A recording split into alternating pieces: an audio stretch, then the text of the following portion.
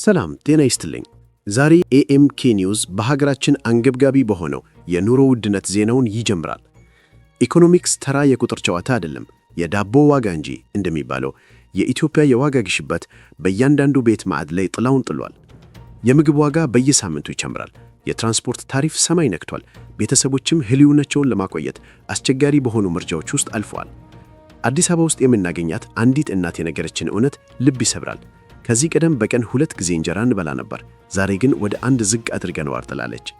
የመንግስት ባለስልጣናት ማሻሻያዎችን እንደሚያደርጉ ቃል ቢገቡም ዜጎች ግን የኑሮውን ጫና በየቀኑና በየሰዓቱ እየተጋፈጡት ይገኛሉ። ቁጥሮች ሲወርዱና ሲወጡ የሰው ልጅ ሆድ ግን አሁንም ምላሽ ይፈልጋል። ፖለቲካ ማለት ንግግርና መግለጫ ብቻ አይደለም። ፖለቲካ ማለት እምነት ነው። እምነት ደግሞ በቀላሉ የሚሰበር ስስክር ነው። የፌዴራል መንግስቱ በሀገሪቱ ሰላምና መረጋጋት ሰፍኗል የሚለውን ሐሳብ አጥብቆ ይዟል። ይሁን እንጂ የተቃዋሚ ድምጾች የጠለቀ የፖለቲካ ማሻሻያ እንዲደረግ መጠየቃቸውን ቀጥሏል። በተለይም በግጭት በተጎዱ አካባቢዎች የጊዜያዊ አስተዳደሮች የስልጣን ዘመን መራዘም ከፍተኛ ክርክር አስነሷል። ተቺዎች ይህ አካሄድ ፖለቲካዊ መደበኛነትን ያዘገየዋል ሲሉ ይሞግታሉ። በሌላ በኩል ደግሞ ደጋፊዎች ዘላቂ ሰላምን ለማምጣት ቀጣይነት ያለው አሰራር ግድ ነው ይላሉ። በዚህ የሐሳብ ፍጨት መሃል የህዝቡ ጥያቄ ግን አንድ ነው፤ እውነተኛ ሰላም መቼ ይወርዳል የሚለው። በአዲስ አበባ ጎዳናዎች ላይ የሚታዩት የግንባታ ክሬኖች የተስፋ ምልክቶች ናቸው። እያንዳንዱ ክሬን የተስፋ ቃል ነው። እያንዳንዱ መዘገየት ግን የብስጭት ምንጭ እንደሚባለው አዳዲስ የመንገድ ፕሮጀክቶችና የመኖሪያ ቤት ግንባታዎች ይፋ ተደርገዋል።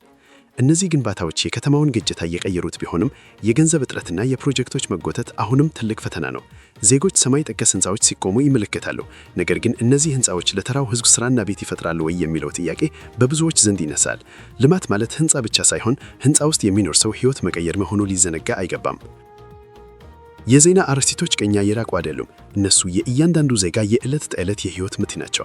የዋጋ ግሽበት፣ ፖለቲካና መሰረተ ልማት ረቂቅ ሐሳቦች አይደሉም፣ የህልውና ጉዳዮች እንጂ። አንድ አዲስ አበባ ውስጥ የምናገኘው ታክሲ ሹፌር ሁኔታውን እንዲህ ይገልጸዋል። የነዳጅ ዋጋ ሲጨምር ታሪፍ ለመጨመር ይገደዳል፣ ተሳፋሪው ግን አቅም የለውም። በዚህ መሃል ግጭት ይፈጠራል ይላል። ይህ በህልውና እና በአገልግሎት መካከል ያለው ከፍተኛ ውጥረት የዛሬዋን የኢትዮጵያ ኢኮኖሚ በግልጽ ያሳያል። ዜና ማለት በወረቀት ላይ የሚነበብ ሳይሆን በታክሲ ውስጥና በገበያ መሃል የሚኖር እውነት ነው። በአጠቃላይ ኢትዮጵያ ውስጥ ያሳለፍነው ድባብ የተስፋና የፈተና ቅልቅል ነው። የኑሮ ውድነቱ መፍትሄ ይፈልጋል፣ ፖለቲካው እምነትን ይፈልጋል፣ ልማቱም የሰውን ህይወት መንካት ይኖርበታል።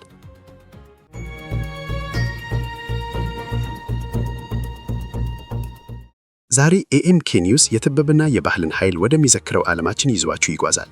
ሲኒማ በስክሪን ላይ የሚታይ ተውስታ ነው እንደሚባለው በአዲስ አበባ እየተካሄደ ያለው የፊልም ፌስቲቫል ከመዝናኛነት ባለፈ ትልቅ ትርጉም እየሰጠ ይገኛል። በፌስቲቫሉ ላይ ስለ ስደት፣ ስለ እርቅና ስለ ጽናት የሚያወጉ ዶክመንታሪዎች የዕለት ዋነኛ አጀንዳዎች ሆነዋል። ወጣት ተመልካቾች ስለ መፈናቀልና ስለ ማንነት ትልቅ ክርክሮች እያደረጉ ነው። እነዚህ ፊልሞች ዝም ብሎ ጥበብ ብቻ አይደሉም፣ ይልቁንም የታሪክ ምስክርነት ናቸው። ትውስታን ጠብቀው የሚያዙና ተጠያቂነትን የሚጠይቁ ድምጾች ናቸው። እያንዳንዱ ተንቀሳቃሽ ምስክር የቆሰሉ ልቦች መፈወሻ እና የጠፉ ታሪኮች መዝገብ ሆኖ እያገለገለ ነው።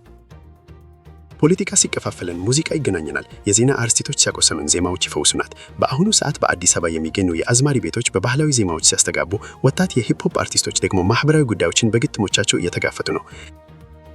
በግርግርና በጭንቀት ወቅት ሙዚቃ የጋራ ቴራፒ ወይም ሕክምናችን ሆኗል። አዲስ አበባ ውስጥ አንድ ወጣት ራፐር ስለ ስራ አጥነትና ስለ ተስፋ ሲዘፍን፣ አዝማሪዎች ደግሞ የኢትዮጵያን የረጅም ዘመን ጽናትን በሚያስታውሱ ቅኝቶች ምላሽ ይሰጣሉ። ይህ የትውልድ ቅብብል ሙዚቃው ዝም ብሎ ድምፅ ሳይሆን የህዝብ የልብ ትርታ መሆኑን ያረጋግጣል።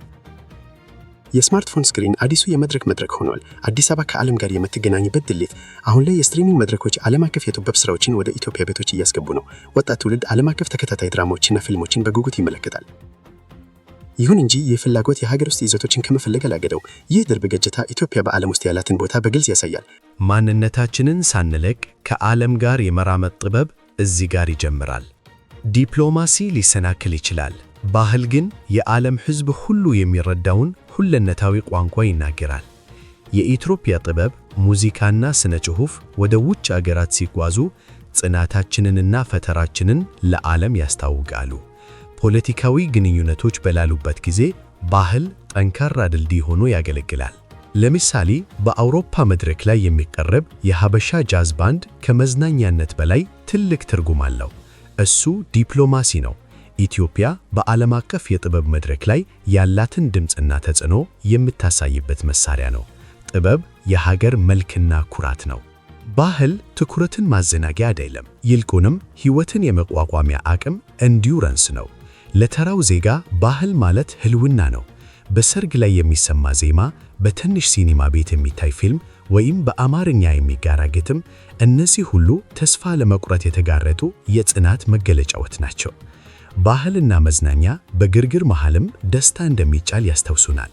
ኢትዮጵያዊ መሆን ማለት በችግር መሃልም ፈገግታን መፍጠር፣ በጭንቀት መሃልም ለነገ ተስፋን መዝራት ነው።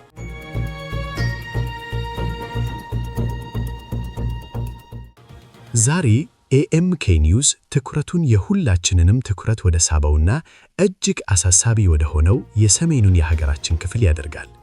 ቁስሎች ሳይታከሙ ሲቀሩ ሰላም በቀላሉ ሊሰበር ይችላል እንደሚባለው ከ3 ዓመት በፊት በትግራይ ክልል ተከስቶ የነበረውና የ600,000 ሰዎችን ሕይወት የቀጠፈው ጦርነት ጥላው አሁንም አልራቀም። በ2022 መጨረሻ ላይ የተፈረመው የሰላም ስምምነት ፈውስን ቃል ቢገባም ያልተፈቱ ጉዳዮች እንደ ትጥቅ መፍታት፣ ፍትህና የፖለቲካ አካታችነት በመሰረቱ ላይ ስንጥቅ ጥለው አንፈዋል። ዛሬ ያ ስንጥቅ እየሰፋ መጥቶ ሰላሙን በድጋሚ ስጋት ላይ ጥለውታል። በትግራይ ሰማይ ላይ የሚሰማው የድሮን ድምፅ ወታደራዊ እርምጃ ብቻ አይደለም፣ ይልቁንም ያልተፈቱ ቅሬታዎችና ቁስሎች ማሚቶሮ። አዲስ አበባ ኤርትራን ታጣቂ ቡድኖችን እየረዳች ነው ስትል ስትከስ፣ አስመራ በበኩሏ ይህንን ወንጀላ ዲፕሎማሲያዊ ጥቃት ስትል ውድቅ አድርገዋለች። ትግራይ ዛሬ በአሳሳቢ አውራ ጎዳና ላይ ትገኛለች። አንድነት ወይስ መከፋፈል? ሰላም ወይስ ዳግም ጦርነት? የፌዴራል መንግስቱ የትግራይ ጊዜያዊ አስተዳደርን የስልጣን ዘመን በአንድ አራዝመዋል። ባለስልጣናት ይህንን እንደ ቀጣይነት ቢገልጹትም ተቺዎች ግን ፖለቲካዊ መደበኝነትን እንደ ማዘግየት ይቆጥሩታል። በሌላ በኩል ከጊዜያዊ አስተዳደሩ የተገለለው ህወሓት አሁንም ከፍተኛ ተጽዕኖ ያለው ሲሆን ከጊዜያዊ አስተዳደሩ ጋር ያለው ግጭት ክልሉን ለሁለት እየከፈለው ይገኛል። ይባስ ብሎም አንዳንድ የህወሓት ክፍሎች ከኤርትራ ባለስልጣናት ጋር ግንኙነት አላቸው የሚሉ ዘገባዎች መውጣታቸው የዳግም ግጭት ስጋቱን አባብሶታል። ቀይ ባህር ከውሃ በላይ ነው። እሱ ጥርጣሬንና ተቀናቃኝነትን የሚያቀጣጥል ስልታዊ ሽልማት ሆነዋል። በዚህ ውጥረት ውስጥ የኤርትራ ሚና ቁልፍ ነው። አዲስ አበባ አስመራን በትግራይ ፖለቲካ ውስጥ እጇን ታስገባለች ስትል ትከሳለች። በተቃራኒው ደግሞ የኢትዮጵያ የባህር በር ፍላጎት ኤርትራን ሊወረር ይችላል በሚል ስጋት ውስጥ ጥሏታል። ተንታኞች እንደሚሉት ከሆነ የኢትዮጵያ የባህር በር አለመነትና የኤርትራ የመከላከያ አቋም አካባቢውን እንደ ባሩድ ክምር ሊያፈነዳው ይችላል። ለህዝቡ ሰላም ማለት የዜና አርዕስት አይደለም። ሰላም ማለት በቤትና በስደት በተስፋና በጭንቀት መካከል ያለው ልዩነት ነው። ከፖለቲካው ባሻገር ተራው ዜጋ የዚህን አለመረጋጋት ሸክም እየተሸከመ ነው። በትግራይ ያለው የደህንነት ስጋትና የኢኮኖሚ ችግር ሰዎችን ወደ አዲስ አበባና ወደ ውጭ ሀገራት እንዲሰደዱ እያደረገ ነው።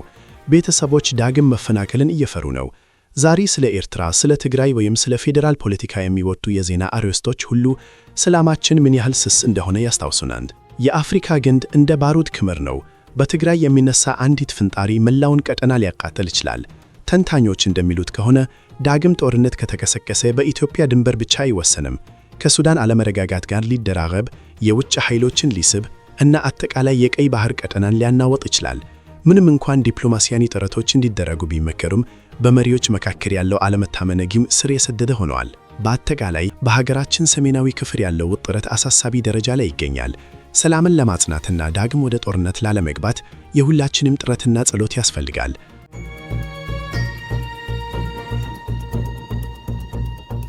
ዛሬ ኤኤምኬ ኒውስ የዓለምን የልብ ትርታ ወደሚለካው ግሎባል ፐልስ ዝግጅቱ ይዟችሁ ይጓዛል። ነዳጅ የዘመናዊ ኢኮኖሚ ስስ ሕይወት መስመር ነው እንደሚባለው በዚህ ሳምንት በፐርሺያ ባህረ ሰላጤ በተቀሰቀሰው ውጥረት ምክንያት የዓለም የነዳጅ ዋጋ በከፍተኛ ሁኔታ ጨምሯል። የነዳጅ ጫኝ የመርከቦች መስመሮች መስተጓጓልና በገበያው ላይ የታየው መረባበት ዋጋውን ወደ ላይ ሰቅሎታል። እንደ ኢትዮጵያ በገቢ ምርት ላይ ለምትታመን ሀገር የዚህ ተጽዕኖ ፈጣንና ቀጥተኛ ነው። የነዳጅ ዋጋ መጨመር ማለት የትራንስፖርት ታሪፍና የምግብ ዋጋ መናር ማለት ነው። በባህረ ሰላጤው የሚከሰተው ክስተት በአዲስ አበባ ጎዳናዎች ላይ በብርቱ ይሰማል። በማይታወቅና በማይረጋጋ ዓለም ውስጥ ወርቅ ብቸኛው መልህቅ ነው። ነዳጅ ዋጋው ሲዋዥቅ ወርቅና ብር ግን ረግተው መቆየታቸውን ቀጥለዋል። በዓለም ዙሪያ ያሉ ባለሀብቶች ሀብታቸውን ለማዳን ወደዚህን ውድ ማዕድናት ፊታቸውን አዙረዋል። በኢትዮጵያ ወርቅ ዓለም አቀፍ የንግድ ሸቀጥ ብቻ አይደለም፣ ይልቁንም በሰርግ ላይ የሚለበስ እንደ ቅርስ የሚከበር የባህል ምልክትም ጭምር ነው። የማዕድናት መረጋጋት ከነዳጅ ዋጋ መዋዠቅ ጋር ሲነጻጸር ዋጋ ቫልዩ ኢኮኖሚያዊ ብቻ ሳይሆን ባህላዊም ሊሆን እንደሚችል ያስታውሰናል። የአየር ንብረት ቀውስ የነገ ጉዳይ አይደለም፣ የዛሬ የህልውና ጥያቄ እንጂ። የዓለም መሪዎች በአየር ንብረት ዙሪያ ቃል መግባታቸውን ቢቀጥሉም በተግባር ላይ ግን መዘግየቶች ይታያሉ። በድርቅና በጎርፍ ግንባር ቀደም ተጋላጭ የሆነችው ኢትዮጵያ የጉዳዩን አሳሳቢነት በሚገባ ትረዳለች። በአውሮፓና በሰሜን አሜሪካ የሚደረጉ ድርድሮች ሩቅ ሊመስሉ ይችላሉ። ነገር ግን የነዛ ድርድሮች ውጤት በአፍሪካ ቀንድ ያለውን እርዳታ፣ ኢንቨስትመንት እና የጽናት ስትራቴጂዎችን ይወስናል። የአየር ንብረት ፖለቲካ የኢትዮጵያ አርሶ አደሮች የህልውና ጉዳይ ነው። ገበያዎች የፍርሃትና የተስፋ መስታወቶች ናቸው። በእስያና በአውሮፓ የሚገኙ የገንዘብ ገበያዎች የተዘበራረቁ ምልክቶችን እያሳዩ ነው። የውጭ ምንዛሬ መዋዠቅ በዓለም ንግድ ላይ ተጽዕኖ እያሳደረ ሲሆን የኢትዮጵያ ብርም በዶላር ፊት ከፍተኛ ጫና እየደረሰበት ይገኛል። ለኢትዮጵያ ነጋዴዎች ይህ ማለት ለገቢ ምርቶች ከፍተኛ ዋጋ መክፈልና አነስተኛ ትርፍ ማለት ነው። ዓለም አቀፍ ፋይናንስ ረቂቅ ሐሳብ አይደለም። እሱ የእያንዳንዱን የአገር ውስጥ ኢኮኖሚ የህይወት ምት ይወስናል። በአጠቃላይ ዓለም አቀፍ የዜና አርዕስቶች የኛ የዕለት ተዕለት እውነታዎች ናቸው። የግሎባል ፐልስ ዝግጅታችን የሚያስታውሰን ኢትዮጵያ ከዓለም የተገለለች አለመሆኗን ነው። የነዳጅ ዋጋ፣ ወርቅ መረጋጋት፣ አየር ንብረት ዲፕሎማሲና የገንዘብ ምንዛሬ ለውጦች ሁሉም ተዳምረው የኛን ህይወት ይቀርጹታል። ለኤኤምኬ ተመልካቾች ዓለም አቀፋዊ ሁኔታውን በሚገባ መረዳት የአገር ውስጥ ፈተናዎችን ለማለፍ እጅግ አስፈላጊ ነው።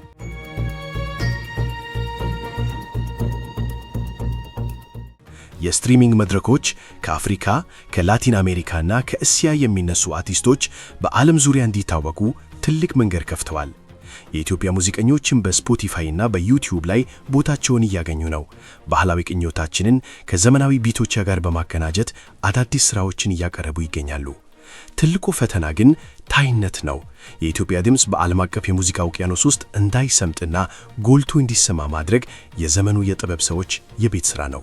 ስታዲየም መድረክ ነው። አትሌት ደግሞ ታሪክን የሚተርክ ከዋክብት ነው።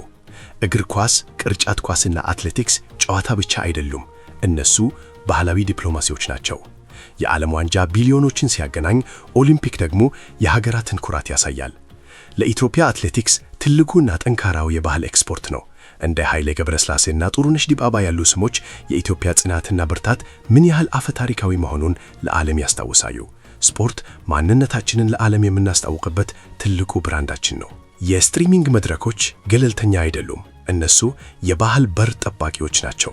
ኔትፍሊክስ፣ ዲዝኒ ፕላስ እና አማዞን ፕራይም በሚሊዮኖች የሚቆጠሩ ሰዎች በየቀኑ ምን ማየት እንዳለባቸው ይወስናሉ። የነሱ አልጎሪዝም የትኛው ታሪክ ወደ ላይ መውጣት እንዳለበትና የትኛው ደግሞ ተደብቆ መቆየት እንዳለበት ይፈርጃል። ኢትዮጵያውያን የጥበብ ሰዎች ወደ እነዚህ መድረኮች የመግባትና በዓለም አቀፍ ገበያ ውስጥ ተወዳዳሪ የመሆን ትልቅ ፈተና ከፊታቸው ተደቅነዋል። የራሳችንን መድረክ መፍጠር ወይስ ወደ እነሱ መድረክ መግባት የሚለው ጥያቄ የዛሬው ትልቅ ክርክር ነው። ዓለም አቀፍ ባህል የጋራ ውይይት ነው። ኢትዮጵያ ደግሞ በዚህ ውይይት ውስጥ በራሷ ድምፅ መናገር ይኖርባታል። የኢትዮጵያ አርቲስቶች፣ ፊልም ሰሪዎችና ሙዚቀኞች የሀገር ውስጥ እውነታን ከዓለም አቀፍ ፍላጎት ጋር በማጣመር ስራዎቻቸውን እያቀረቡ ነው። ዋናው ተግባር ዓለምን መኮረጅ ሳይሆን የራስን ልዩ ጥበብ ማበረከት ነው። የኢትዮጵያ ታሪካዊ ቅርስ በዓለም አቀፍ ባህል ውስጥ እንዲጎላና የራስን አሻራ እንዲያኖር ማድረግ እንጂ በሌላው ተጽዕኖ ስር መውደቅ የለብንም። ማንነትን ይዞ ዓለም አቀፋዊ መሆን የጥበብ ሁሉ ጥበብ ነው።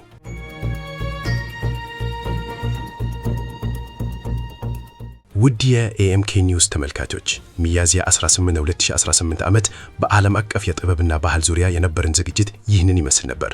በየትኛውም የዓለም ጥግ ብንሆን የራሳችንን ታሪክ በራሳችን ቋንቋና ቃና ለዓለም ማሰማት ትልቁ ስኬታችን ነው።